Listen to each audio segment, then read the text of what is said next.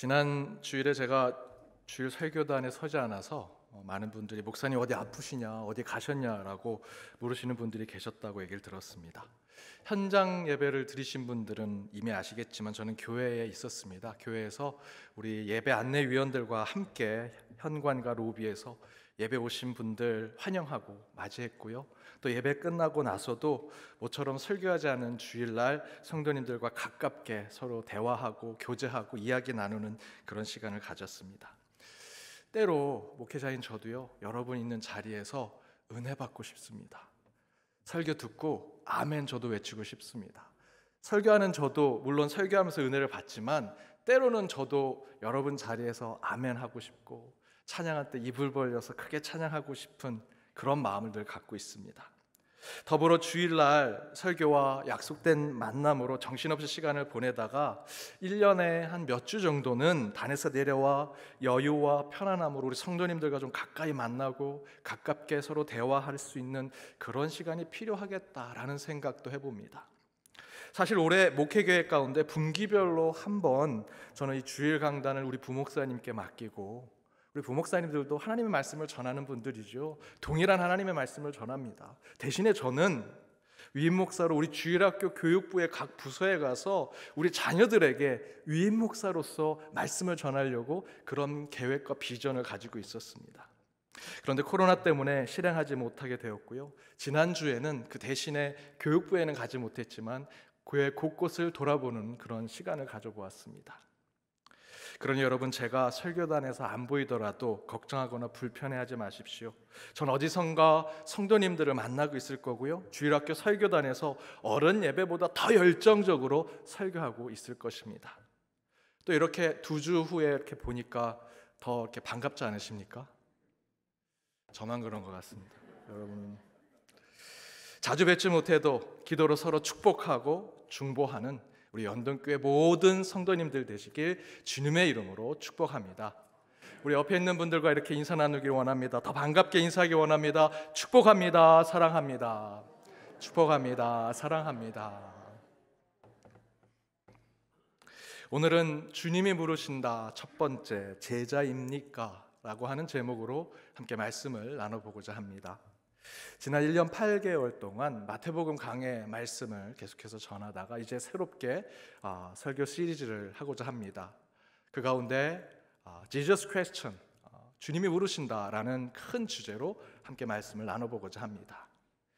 제가 영어를 배우는 데 있어서 가장 효과적인 방법이 무엇일까 고민하던 중에 영어로 질문을 만드는 훈련을 하면 영어의 실력이 향상된다는 얘기를 들었습니다. 그래서 실제로 그런 훈련을 해보았습니다. 영어로 질문을 만든다고 해서 Do you know 강남 스타일? Do you know 서울? Do you know 김치? 이런 질문을 만드는 게 아니고요, 대화 사이에서 내용을 듣고 앞뒤 그 문맥에 맞게 질문을 만드는 훈련을 계속하는 것입니다. 그렇게 훈련하면 영어가 는다고 해서 이 훈련을 제가 해보았는데 실제로 영어가 향상되는 것을 보았습니다.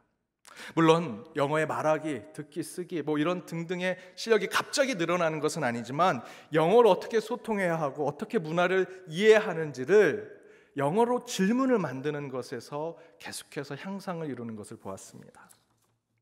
언어학자들이 다른 언어를 배울 때 많은 질문을 만들어내면서 언어 능력이 향상된다고 얘기합니다.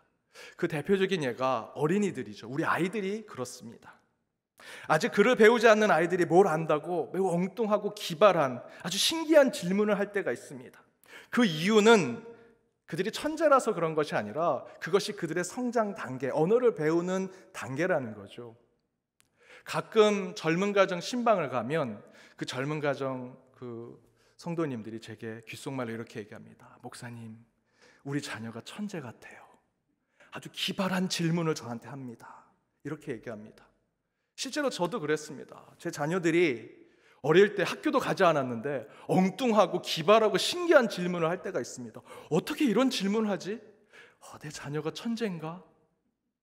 그런데 여러분, 실제로 아이들이 언어 발달을 이루기 위해서는 다양한 질문을 하면서 그 언어 습득이 이루어진다라고 하는 것이죠. 여러분, 천재서가 아니라 그들이 그 언어 발달이 그렇게 질문하면서 이루어진다는 것입니다. 어찌되었든 질문을 하는 것은 어떤 것을 성장하고 발전하고 변화시키는 중요한 계기가 된다고 합니다. 제가 박사 논문 쓸 때 매달 한 번씩 논문 지도 교수님을 만나러 갔습니다. 첫 미팅 때 교수님을 이제 만나러 갈 때 첫 만남이니까 많은 논문에 대한 조언을 해주실 것이라 생각하고 녹음기도 새로 사고 새로운 노트, 새로운 펜도 사서 준비해서 찾아갔습니다. 처음엔 서로 안부를 묻고 서로 이야기 나누면서 살아간 얘기로 웃으면서 얘기하다가 이제 논문 얘기를 시작하려고 하는데 바로 교수님이 이렇게 얘기합니다. Okay, let's talk about your writing. 이제 너의 논문에 대해서 얘기해보자 라고 얘기합니다.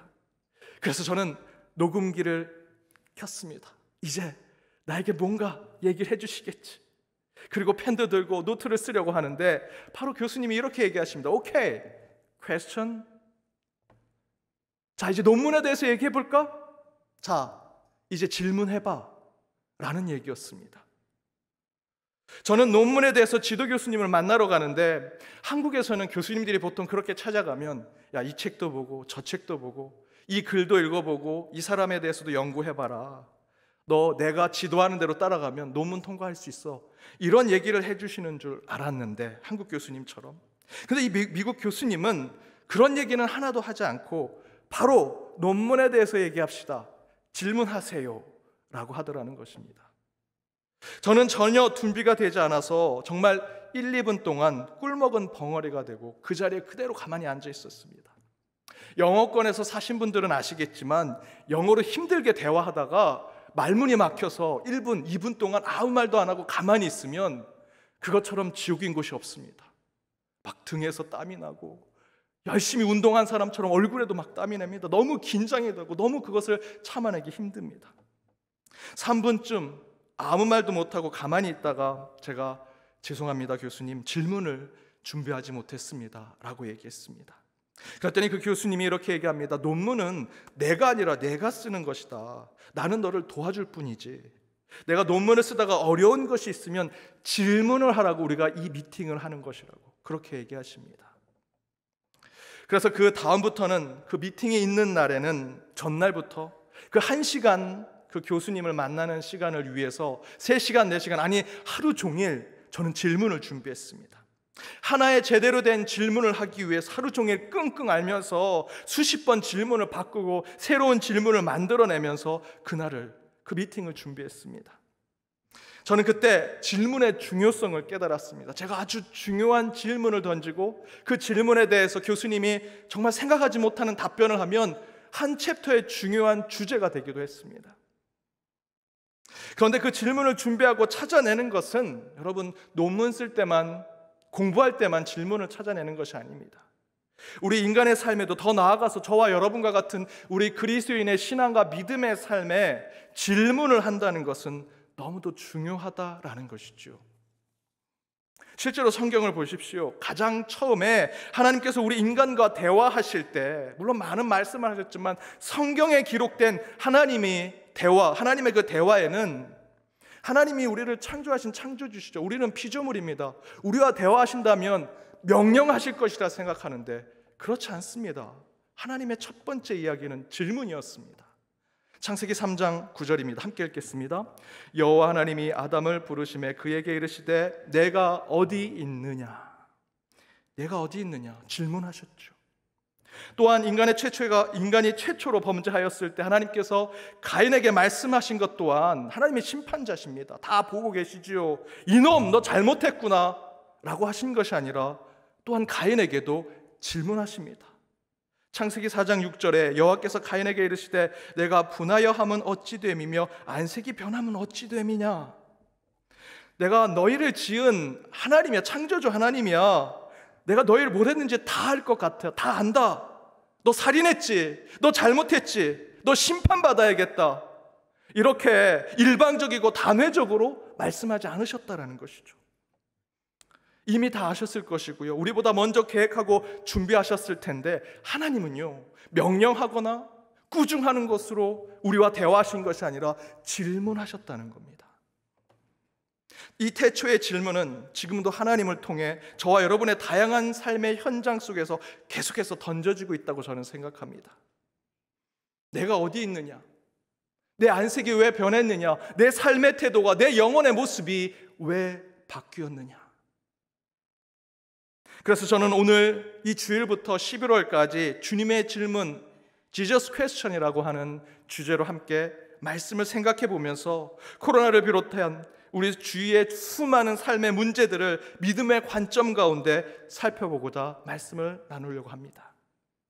오늘은 그 첫 번째 시간으로 우리 주님은 이 시간에 저와 여러분에게 이렇게 물으신다는 거죠. 너는 지금 나의 진정한 제자이냐?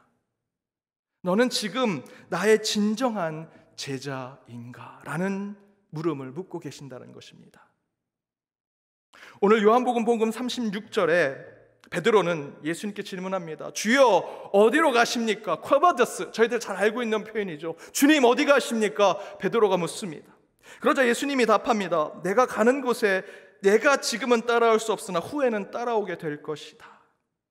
그러자 37절에 보면 베드로가 예수님 왜 못 따라갑니까? 저는 지금이라도 갈 수 있습니다. 아니 지금이라도 저는 목숨을 내놓고 죽을 수 있습니다 라고 얘기하죠. 그렇게 의욕만 앞서는 베드로에게 예수님께서 질문을 던지십니다. 38절 함께 읽어보겠습니다. 예수께서 대답하시되 내가 나를 위하여 내 목숨을 버리겠느냐? 내가 진실로 진실로 내게 이르노니 닭 울기 전에 내가 3번 나를 부인하리라.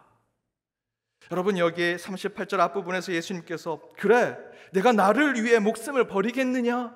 라고 물으신 것은 정말 나를 위해 생명을 걸겠느냐라고 그렇게 질문하신 것이 아니라 지금 너의 모습을 보니 넌 그럴 수 없겠구나 라고 하는 반어법적인 물음입니다. 그래서 바로 그 다음에 뭐라고 말씀하십니까? 내가 너를 보니 너가 나를 위해 목숨을 건다고? 너는 도리어 나를 3번 부인할 것이다 라고 말씀하시죠. 저는 바로 이 예수님과 베드로의 대화 속에서 코로나를 겪는 우리 그리스도인들의 신앙의 삶을 다시 돌아보게 되었습니다. 코로나가 터졌습니다. 하나님 왜 이 시련을 주셨습니까? 라고 하면서도 저희들이 어떻게 합니까? 하나님 저는 이 코로나에 죽어도 좋습니다. 모여서 예배드리고 방역지침 따르지 않고 우리 신앙, 믿음, 예배 지켜서 저는 생명 내놓았습니다. 여기서 예배하다 죽겠습니다 라고 하지요. 그러나 이렇게 베드로처럼 의욕 넘치게 저 주님 죽어도 괜찮습니다 라고 선포하며 나아가지만 그에 대한 하나님의 질문은 그래 너 나를 위해 죽을 수 있느냐? 라는 질문이 아니라 너 내 제자가 될 수 있느냐? 라는 질문이라는 것입니다. 죽음을 각오하고 예배를 드리고 죽음을 각오하고 믿음을 지키겠느냐? 너 죽을 수 있느냐? 라는 물음이 아니라 너는 여전히 제자인가? 라고 하는 질문을 하신다는 거죠. 제자입니까? 라는 책 후안 카를로스 오르티즈 목사님은 책의 맨 첫 번째 그 책의 시작을 성경 말씀으로 시작합니다. 누가복음 6장 46절인데 함께 읽어보겠습니다. 너희는 나를 불러 주여 주여 하면서도 어찌하여 내가 말하는 것을 행하지 아니하느냐? 이 말씀을 이 책 첫 번째 줄에 제시하면서 진정한 제자는 주여 주여 하는 자, 주님 대신 제가 죽겠습니다 말하는 자가 제자가 아니라고 얘기합니다. 그런데 여러분 이 코로나 때에 저와 여러분의 신앙을 돌아보면 어떻습니까? 요한복음 본문에 나온 베드로와 같지 않습니까? 주여 주여 말로만 외치는 모습이 사람들 보기에는 야, 저 사람은 정말 신앙인처럼 보인다, 제자같이 보인다, 크리스찬다워 보이는데 진정으로 저와 여러분이 이 코로나 시대에 하나님이 인정하시는 제자의 삶을 살고 있느냐? 저는 이것을 우리가 물어야 한다라고 생각합니다. 저는 이번 코로나를 통해 저 스스로에게 다시 묻습니다. 나는 정말 예수님의 제자인가? 그 물음은 제 마음속의 질문이었지만 깊이 묵상해 보니 제 안에 계신 성령님께서 예수를 통해 질문하는 것입니다. 주영아, 너는 진정으로 나의 제자로 살았느냐? 주영아, 너는 진정으로 나의 제자로 살았느냐? 그런데 이 오르티즈 목사님은 이 제자입니까? 라는 책에서 이런 표현도 하십니다. 너는 조금도 잘하지 않고 있다. 잘하는 것이 아니라 살만 쪄가는 것이다. 코로나 이전까지 우리는 크리스찬이요, 주의 백성이요, 예수님의 제자라고 생각했지요. 그러나 지금 코로나를 통해 신앙을 돌아보니 주의 복음, 주의 말씀으로 자라고 성장했다고 생각했는데 그것이 아니라 살만 디룩디룩 주는 영적 비만에 빠진 모습이 우리 한국교회와 우리 크리스찬의 모습이 아닌가 생각을 해봅니다. 코로나 이전에 얼마나 여러분 성경 공부 많이 하셨습니까? 수많은 목사님들의 설교 곳곳에 찾아서 다 듣고 더 많이 들으셨죠. 신앙 관련된 책 나오면 서로 경쟁하듯 그 책을 탐독하려고 했습니다. 더 좋은 예배가 있다, 더 은혜로운 찬양 집회가 있다면 곳곳을 찾아갔습니다. 그런데 그것이 우리를 성숙하게 하는 제자의 삶을 이끌었느냐라는 것입니다. 혹시 그것들이 영적 과식을 하게 해서 성장이 아니라 비만으로 이끌어 코로나 때문에 어쩔 수 없이 영적 단식, 영적 금식을 해야 하는 상황이 오니 여러분 생각해 보십시오. 이 코로나 상황에 여러분 신앙적으로, 믿음적으로, 영적으로 어쩔 수 없이 단식하고 금식하게 되지 않았습니까? 예배도 못 드리고 성전에서 기도도 하지 못하고 성전에 우리 함께 모여서 교제도 하지 못하는 어쩔 수 없는 영적 단식, 영적 금식을 하는 상황이 오니 많은 교회들, 많은 그리스도인들이 그 영적 단식과 금식 가운데 영성이 충만해지는 것이 아니라 도리어 금단 현상이 일어나더라는 것입니다. 그 현상 때문에 여러분 교회가 불신을 받는 거 아닙니까? 진짜 그동안 여러분 너는 너무나 이 예배가 그립고 예배를 간절히 사모하고 있었습니다. 여러분 코로나 이전에 정말로 여러분 집에서 나올 때부터 예배자의 마음으로 성전에 들어와 성전에 들어올 때까지 정말 기쁨으로 예배를 그 성령의 임재를 체험하면서 다시 집으로 돌아갈 때까지 그 예배자의 마음을 계속해서 가져서 그 간절함으로 그때 드렸던 코로나 이전에 드렸던 예배를 그렇게 여러분 사모한 것으로 지금 이 코로나 때 우리 예배 드려야 됩니다 라고 말씀하시는 겁니까? 그런 간절함이 아니라 영적 비만증에 빠졌다가 갑자기 단식하고 금식하게 되니 나타나고 있는 왜곡된 금단 현상이 지금 저와 여러분이 나타내는 모습이 아니냐라는 것입니다. 이에 대해서 유진 피터스 목사님은 지금까지 우리의 신앙의 모습을 때로는 관광객이라고 표현합니다. 그런 책에 이렇게 표현했습니다. 사람들은 적당한 여가가 생기면 매혹적인 장소를 찾듯 종교를 물색합니다. 주일 예배는 주말 소풍같이 드려지고 크리스마스나 부활절은 관광차 오는 기념일이 됩니다. 각종 수련회나 집회에는 일종의 종교적 오락이나 경건한 기분 전환을 위해 이벤트성 프로그램만 기대합니다. 성경의 새로운 진리와 체험은 지루한 일상의 삶의 반경을 넓히는 것으로만 생각합니다. 혹시 여러분 저희가 그동안 이런 신앙생활을 하면서 제자인 척 살아간 것이 아닌지요? 실제로 관광객처럼 신앙생활을 하고 있었는데 영적 비만에 빠진 사람처럼 우리 그리스도인의 삶을 살았는데 제자인 척 하지 않았는지. 그래서 어느새 저와 같은 목회자들도요 관광객처럼 오는 성도님들을 맞이하려고 종교나 교회 가이드처럼 신앙생활하고 목회하는 경우가 있습니다. 특히 코로나 이후에 위드 코로나 시대 성도들이 영적으로 비만증에 빠진 성도들 또 관광객과 같은 그리스도인들이 더 늘어날까 봐 정말 걱정과 근심에 빠져 있습니다. 그러나 여러분 하나님은 지금 구경꾼을 이 성전에 부르시기를 원하지 않으십니다. 그동안 구경꾼, 관광객, 종교인이 가득한 교회였다면 이제 하나님은 참된 제자를 부르기를 원하시고 이제 코로나로 알곡과 가라지가 갈라지게 되면 그리스도인들 가운데 진정으로 예수님께 목숨을 걸고 나아갈 제자를 세우길 원하신다라는 것입니다. 사랑하는 여러분, 저는 우리 연동교회에 속한 모든 성도님에게 예수님이 너는 나의 제자로 살았느냐?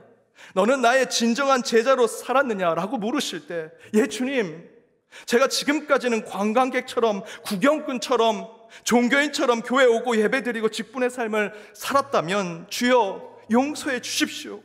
이제는 진정으로 참된 제자가 되겠습니다. 주님, 이제 저를 제자로 불러주십시오라고 고백하는 저와 여러분 우리 모두가 되길 주님의 이름으로 축복합니다. 그렇다면 진정 제자됨이라는 무엇일까? 앞에서 지금 우리의 모습이 관광객과 같다면 그 반대로 우리는 참된 제자의 삶을 살아갈 방법을 찾아야 하는데 그 신앙의 모습은 무엇일까? 저는 그것은 순례자가 되는 것이다 라고 말씀드리고 싶습니다. 순례자가 되자. 영적 순례자의 길이 곧 제자의 길이라는 것이죠. 여러분, 순례자의 의미는 한 방향으로의 오랜 순종의 길을 걷는 것을 얘기합니다. 한 방향, 한 표대를 향해서 오랜 순종의 삶을 살아가는 것, 그것이 순례자, 그리고 그것이 제자의 삶이라는 것이죠. 여러분, 순례자는 구경꾼이 될 수 없습니다. 내가 가야 할 길이 있기 때문에 두리번 갈 수 없습니다. 순례자는 관광객이 될 수 없습니다. 내가 갈 곳이 있습니다. 그런데 옆에 유명한 박물관이 있다고, 유명한 역사의 건물이 있다고 그곳에 들렸다 관광객처럼 왔다 갔다 하면서 가는 길이 순례자의 길이 아닙니다. 순례자는요, 오늘 본문 이사야 2장 3절의 말씀대로 여호와의 산에 오르는 자의 삶을 사는 것입니다. 하나님의 산을 오를 때 이것저것 구경꾼처럼 관광객처럼 다니는 것이 아니지요. 오직 주님만 바라보고 그곳을 향해 가는 것. 여러분, 산은 한다름에 정상에 오를 수 있는 것이 아닙니다. 한 곳 한 표대 그 정상을 향해 수십, 수백, 수천, 수만의 발걸음을 옮기고 또 옮기면서 마지막 걸음에 와서 산 정상에 오르게 되는 것처럼 여호와의 산에 오르는 순례자의 삶도 계속해서 여러분 연단하고 훈련하고 인내함으로 그 정상에 오르게 되는 것이 바로 순례자의 삶, 그것이 곧 제자의 길이라는 것이죠. 그런데 여기에 우리는 한 가지 더 추가할 것이 있습니다.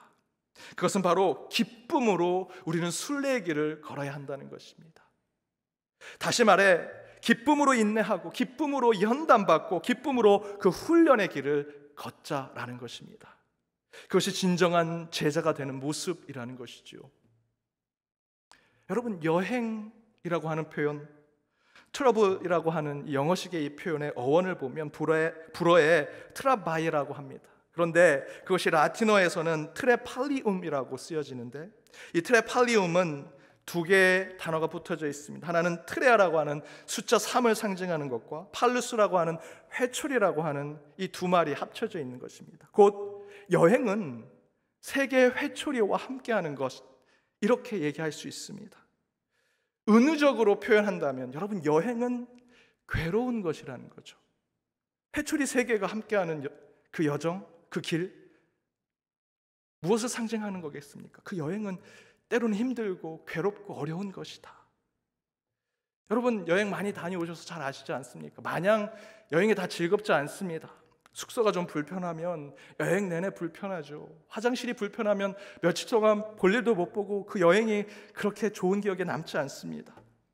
여행 간 곳에 마음이 들지 않으면 돈이 아깝기도 하고, 또 호텔에 룸메이트 잘못 만나면, 코 고는 사람 만나면 참 힘들죠. 저는 성지순례 신학교 때 갔다 왔습니다. 같이 가서 이제 그 이스라엘에 도착해서 숙소를 정하는데, 룸메이트를 정하는데, 저는 잘 몰라서 다른 분들이 한 분 나이 많은 한 전도사님만 빼고 다 서로 짝꿍이 되는 겁니다.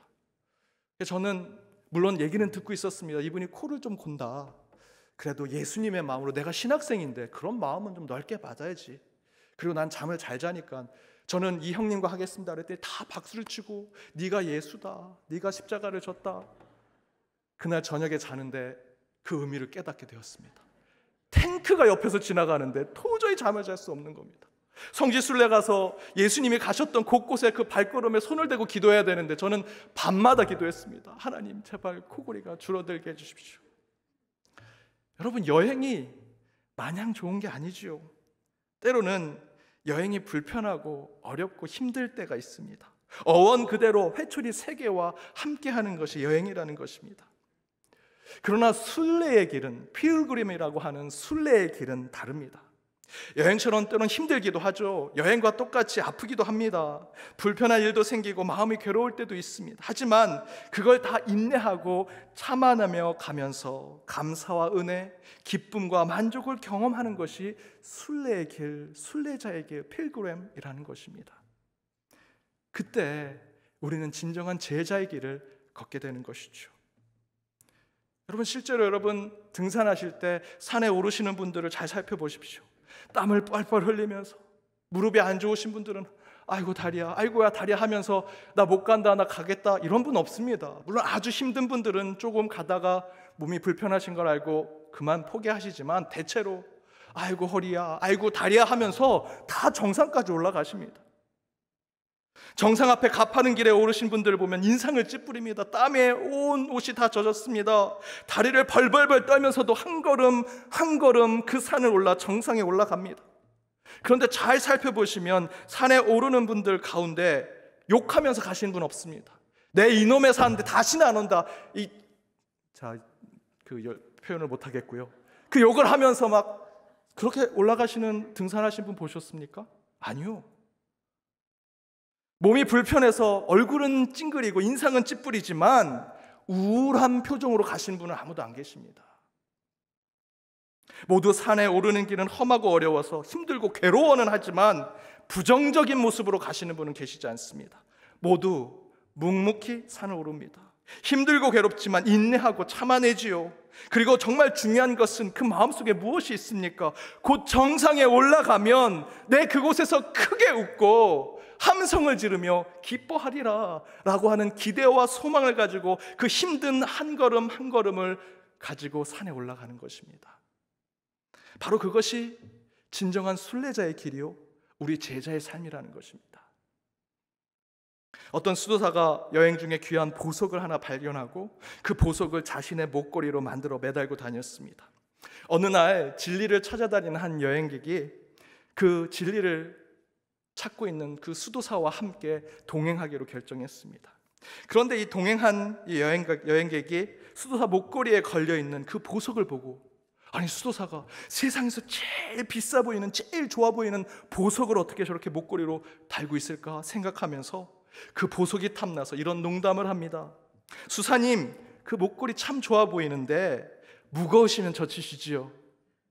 그랬더니 그 수도사가 선뜻 이렇게 얘기합니다. 이거 가지고 싶으시군요. 그럼 가져가십시오. 그렇게 말하고는 그 수도사는 자신의 길을 갑니다. 그런데 이 여행객은 어차피 수도사랑 따라다녀도 진리를 얻을 수 없을 것 같고 값비싼 세상에서 제일 비싼 보석을 얻었으니 굳이 수도사를 쫓아갈 필요가 없다고 생각하고 수도사를 뒤로 한 채 반대편 길로 가게 됩니다. 그리고는 이 여행가는 이제 이 보석을 가지고 평생 안락과 부를 누리고 물질의 그 풍요를 누리며 살아갈 것을 생각하니 너무나 행복해하며 길을 가는데 한순간 깊은 생각에 빠지더니 길을 멈추고 돌아서서 다시 수도사를 찾기 시작합니다. 그리고 며칠 후 수도사를 만나고 그 보석을 돌려주고는 다시 수도사를 쫓아다니겠다라고 얘기합니다. 그러자 수도사가 왜 그러냐고 묻지요. 그때 그 여행객이 이렇게 얘기합니다. 저는 수도사님의 목에 걸고 다니는 보석이 세상 그 어떤 것보다도 값비싼 것이라 생각해서 그것을 가지게 되면 진리를 얻는 듯 기쁠 줄 알았습니다.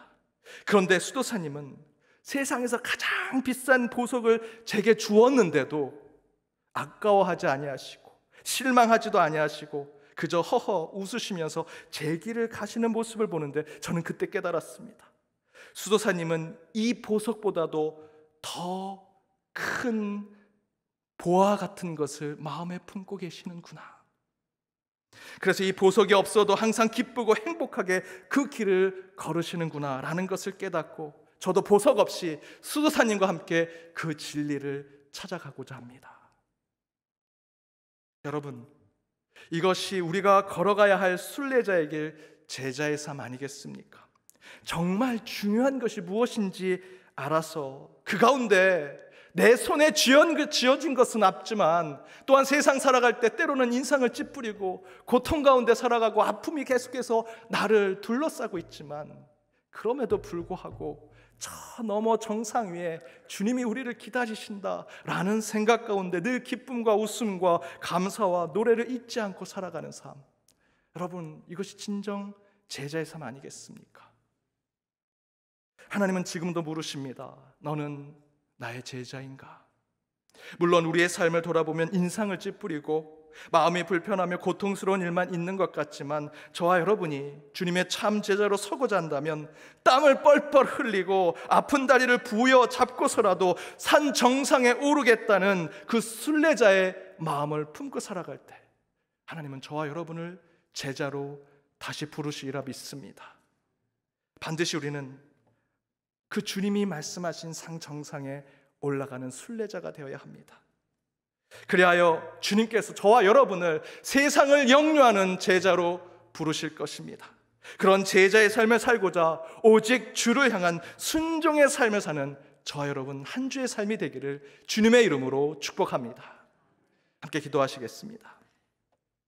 우리의 영광을 받으시기에 합당하신 하나님, 이 시간 성전과 각자의 예배의 자리에서 주님의 말씀 가운데 나아가는 모든 주의 백성들을 기억하여 주옵시며 그들의 찬양, 그들의 기도, 그들의 노래 가운데 영광을 받아 주옵소서. 오늘 주신 말씀대로 혼란과 기준이 사라지는 코로나 시대에 모든 것의 근본이 되시는 하나님께서 물으시고 질문하시는 것에 정직하게 대답하는 우리의 신앙이 되게 하여 주옵소서.